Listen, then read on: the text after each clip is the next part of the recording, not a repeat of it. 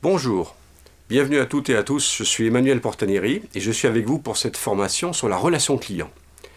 Alors on appelle spécifiquement la gestion de la relation client, on appelle aussi cela CRM, c'est-à-dire Customer Relationship Management, ce qui correspond à une relation téléphonique, en l'occurrence de qualité. L'idée, c'est de pouvoir à la fois capter les informations au niveau du client, à la fois les traiter et à la fois les utiliser, bien évidemment, pour mieux communiquer avec le client, pour le fidéliser et finalement pour représenter une valeur ajoutée.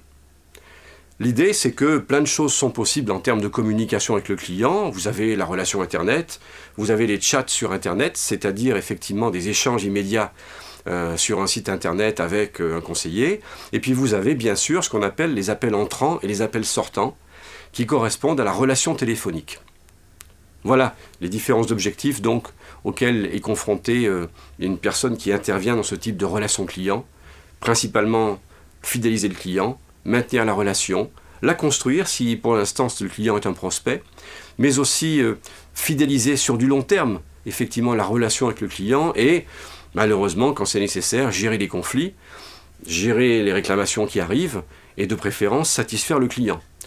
Dans la relation téléphonique comme dans la relation commerciale en général, un client content parle à 8 personnes, alors qu'un client mécontent parle à 20 personnes.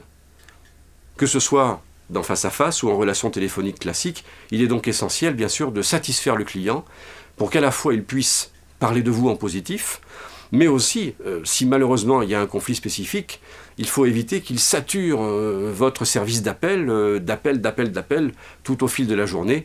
Et pour cela, il est donc important de bien maîtriser cette notion de relation client, d'un bout à l'autre de l'entretien, dès qu'on a le client en ligne, et jusqu'à ce que celui-ci raccroche. Un bon conseiller téléphonique met en place des compétences spécifiques. Il sait s'adapter au profil de son client. Il dirige avec efficacité l'appel téléphonique et en maîtrise les différentes phases. Et surtout, il forme un lien essentiel entre l'entreprise et le client.